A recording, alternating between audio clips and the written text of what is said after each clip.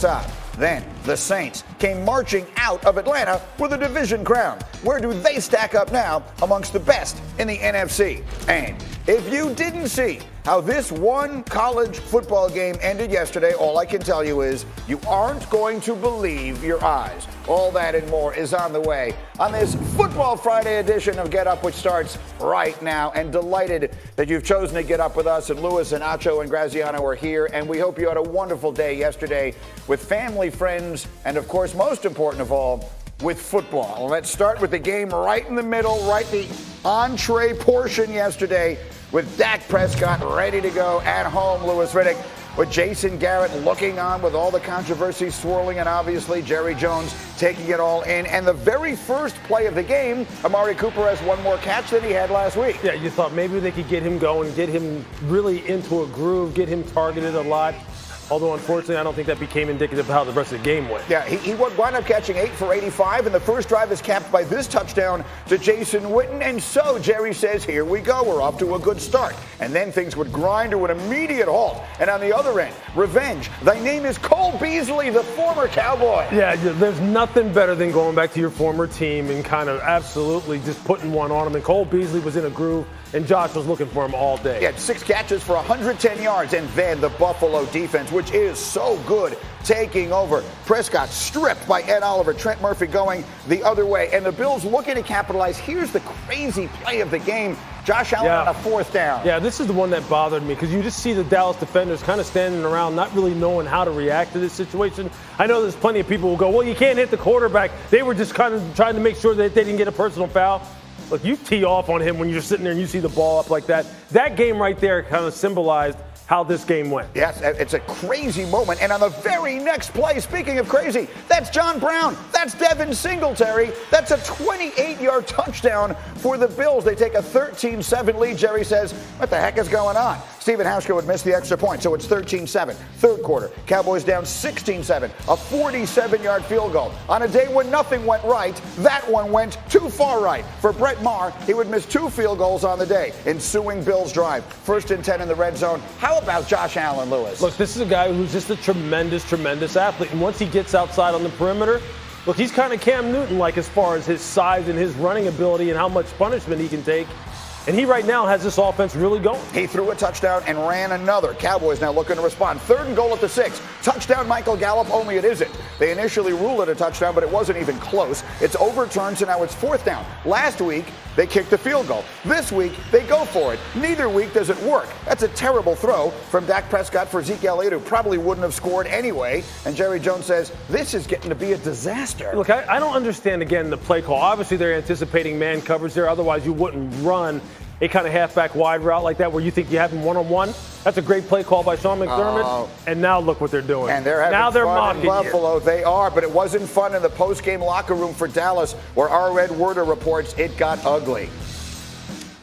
Yeah, well, Greeny, it was unusual to see Jerry Jones enter the Cowboys locker room before the game ended.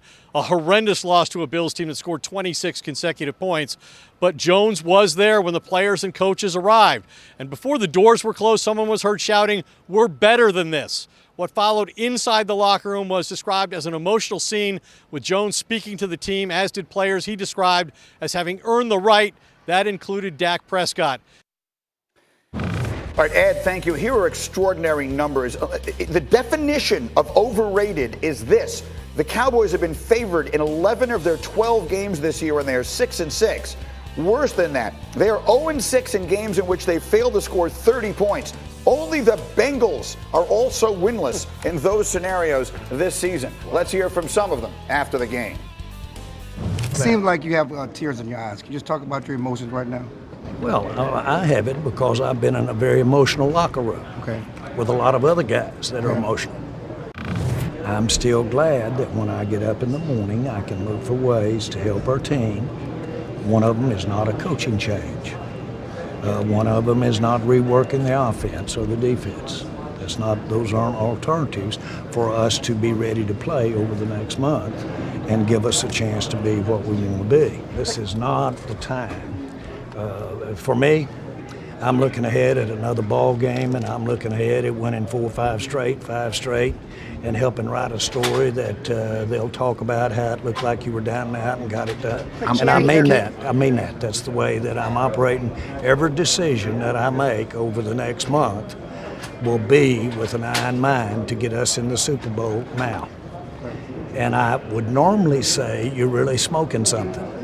I normally would say that. But I know the room, and I see the room.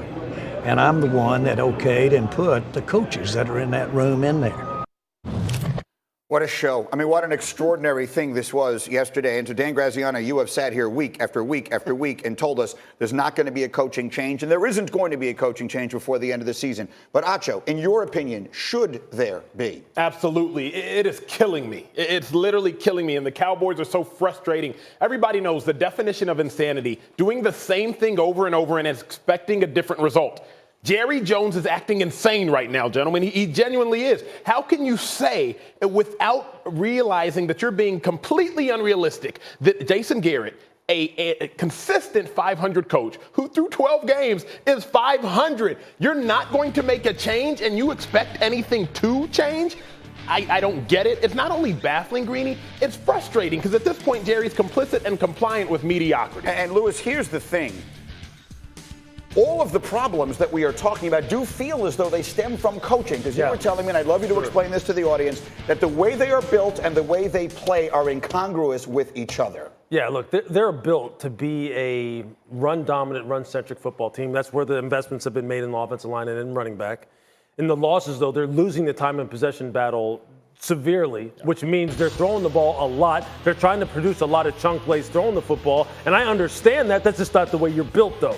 And that's not the way you've kind of allocated your money. Because if you really believe that you were a throwing football team first, you would have paid your quarterback. True. You would have gotten your wide receiver under contract already, and you wouldn't have given Ezekiel the contract that you've given him. So they kind of play opposite of the way that they're built, and that really falls on Jason Garrett. Now, do I believe that they need to go ahead and make a coaching change at this point to where they would kind of take a total left-hand turn as far as how they approach football games? No. Look, he also doesn't just coach players, he coaches coaches. So the coaches themselves, as far as the assistants are concerned, they kind of follow his lead. I don't think that philosophically they would make such a big change that where you would go, okay, they're going to go on a 4-game run and all of a sudden everything changes. I don't think, Lewis, they need anything philosophical. To your point, I think they might just need a different voice. They might need different motivation. I don't think they have the talent. You just spoke on it. Yeah. I mean, you have Zeke, you have Amari, you have Dak Prescott, you have all the talent in the world. I just think they might need a different voice because realistically speaking, it's not as if Jason Garrett's about to lead them on a 4-game streak. That's what kills me. You don't lose anything by making a coaching change. So I think you do. And I think when you look at how that building has operated this year, the decision makers there, they have consistently said, we're going to treat this as a 16-game whole, ideally more, and then make an evaluation after it's over. So to change now would be sort of feeding into the perception of sort of the old flaky, fly by the seat of his pants Jerry Jones, as opposed to a guy who made a plan in a sober time in the spring and summer and is now I meant that, literally. Understood. And I think they're sticking with it. And I think that's, whether they're right or wrong, they're going to find out. Fair. And let's move off the coaching. If they were in the Saints division, they'd have reason to panic, but they're not. Because their season would then be over. Sure. In this case, 6-6 is still first place somehow. We can debate whether we think they should make a coaching change or not. They've said they're not. They're not going to. So let's move on from that and figure out what they can do. They actually play again next Thursday against Chicago, which is, we saw them yesterday, and we'll get to their highlights in a minute. The Cowboys are still in first place, and FPI still projects them to make the playoffs. What are they doing wrong that they can do right?